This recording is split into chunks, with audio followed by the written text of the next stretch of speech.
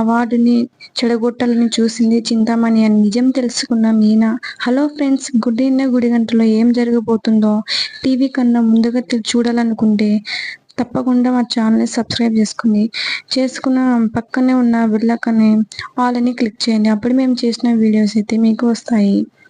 చింతామణితో చేతులు కలిపి ప్రభావతి ఆడిన నాటకం తెలుసుకున్న మీనా, ఏం జరగబోతుందో, ప్రభావతి ఎలాంటి గుణపాఠం నేర్పబోతుందో, చింతామణిని ఎటువంటి షాక్ ఇవ్వబోతుందో అనేది ఈ వీడియోలో తెలుసుకుందాం. చివరి వరకు స్కిప్ చేయకుండా చూసేయండి. ట్విస్ట్ అయితే అదిరిపోతుంది. నచ్చితే వెంటనే లైక్ చేయండి. ఇంకా మీనా వంటగదిలో వంట చేస్తూ ఉండగా అప్పుడే మీనాకి రేవతి ఫోన్ చేస్తుంది.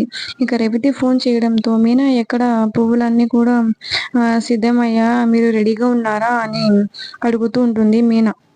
అప్పుడే రెడీగానే ఉన్నాయి మీనా, మరి నువ్వు కూడా బయలుదేరుతున్నావా లేదా అనేసి రేవతి అడుగుతుంది.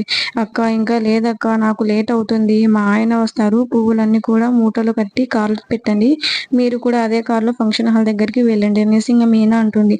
నేను వస్తాను అని చెప్తుంది మీనా. అదేంటి మీనా, ఇది పెద్ద ఆర్డర్ కదా, దగ్గరుండి నువ్వు ఉండి దగ్గరుండి చెప్తే మేము చేస్తాం కదా, మేమేం చేస్తాం వెళ్ళి అని ఉంటుంది రేవతి అయితే.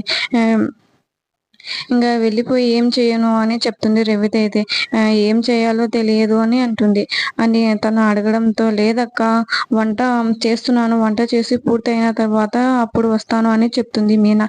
ఏంటి మీనా, ఈరోజు పెద్ద ఆర్డర్ కదా, ఇంట్లో వంట అవన్నీ పనులు ఎందుకు పెట్టుకున్నావు, నువ్వు వంట చేయకపోతే ఇంకెవరు చేయరా ఏంటి అని అడుగుతూ ఉంటే, నీకు తెలిసింది కదక్క, అసలు ఇంట్లో ఎవరు కూడా వంట చేయరు, నేనే పని ఎంత మొత్తం చేయాలి అని అంటుంది. పని చేసి రావాలి, నేను ఇంకా త్వరగానే వచ్చేసాను, అయిపోతుంది, దగ్గరలో ఉంది నా వంట అనేసి అంటుంది.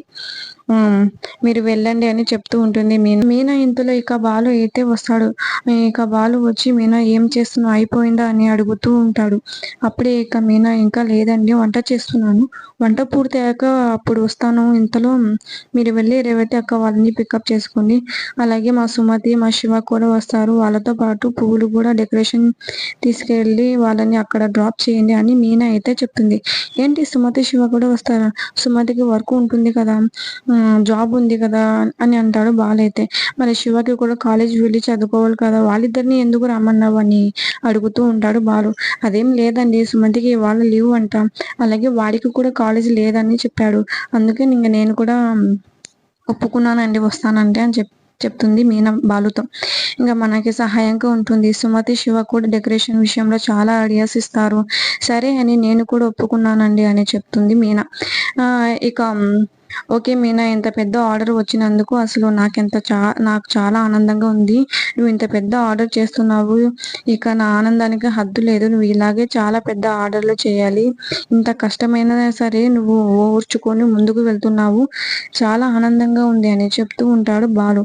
సరేనండి, మీరు వాళ్ళని డ్రాప్ చేయండి, నేను తర్వాత వెళ్తానని మీనా అనడంతో, ఏంటి మా ఆవిడ ఇంత పెద్ద డ్రాప్ చేస్తూ ఉంటే నేను ట్రిప్కి వెళ్ళాలా, నేను వెళ్ళను, తనతో పాటే ఉంటాను అని, తన విజయాన్ని తన దగ్గరుండి నేను చూడాలి అని సంతోషాన్ని నేను పంచుకోవాలని బాలు అయితే చెప్తాడు. ఇక ఆ మాట విని ఒక్కసారి మీనా చాలా ఆనందపడుతూ, నిజంగానే మీరు ట్రిప్కి వెళ్ళడం లేదా అని అంటుంది. లేదు మీనా, నేను ట్రిప్కి వెళ్ళడం లేదు, ఈ రోజంతా నీతోనే ఉంటాను, నువ్వు డెకరేషన్ ఏ విధంగా చేస్తున్నావో ఆ డెకరేషన్ని చూసి అందరూ పొగుడుతుంటే నువ్వు ఎంత సంతోషపడుతున్నావో, ఈ సంతోషాన్ని చూసి నేను కూడా సంతోషపడతాను మీనా అని బాలు అయితే చెప్తాడు. అప్పుడే ఇక మీనా బాలు మాటలు విని, సరే అండి, అయితే మీరు త్వరగా వెళ్ళండి, తర్వాత వెళ్ళి మీరు వాళ్ళని డ్రాప్ చేసి రండి, అంతలోనే నేను వంట చేసేస్తాను, పూర్తవుతుంది అని మీనా అయితే చెప్తుంది.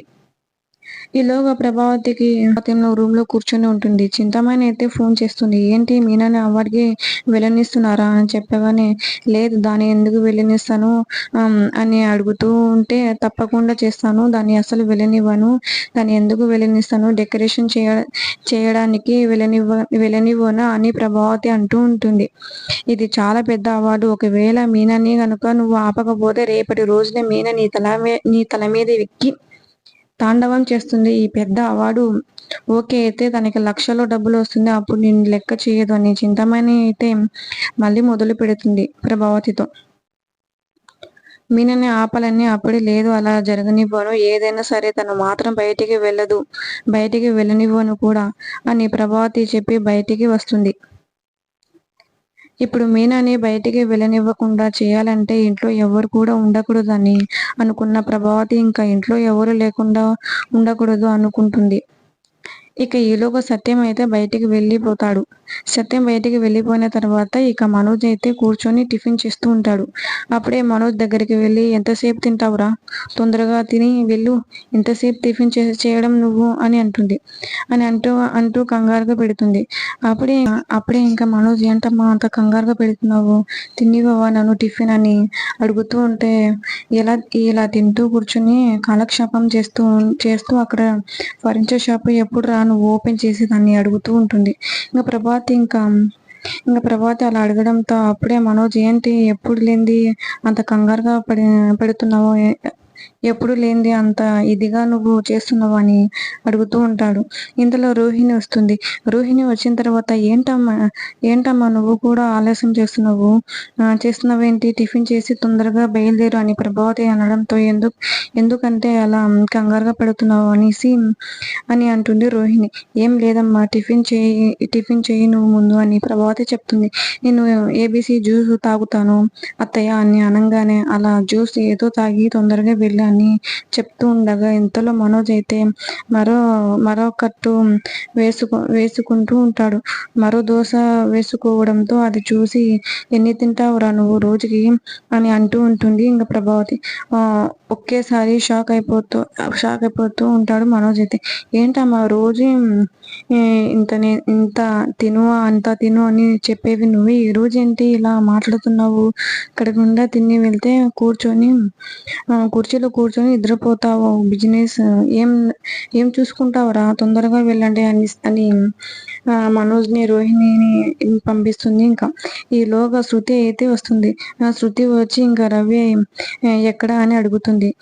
ప్రభావతి రెడీ అవుతున్నాడు టిఫిన్ చేసి అప్పుడే ఇద్దరం కూడా బయలుదేరుతాము అని శృతి అయితే చెప్తుంది. అప్పుడే మీనా శృతికి దోశలు పెడుతుంది.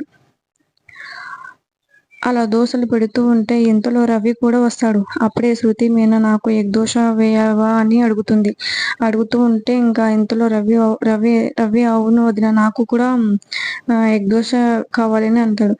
అనంగానే ఏంట్రా నువ్వు మీ ఆవిడ అడగొచ్చు నువ్వు మీ ఆవిడకి అడగొచ్చు కదా మీనా ఎంతమంది కానీ వేస్తుంది అని అంటూ ఉంటుంది. ప్రభావతి మీనా ఈ రోజు ఏ ఊరో కాలిపోతుంది. మా అమ్మ మీకు సపోర్ట్ చేస్తూ మాట్లాడుతుంది అని అయితే రవి అంటాడు.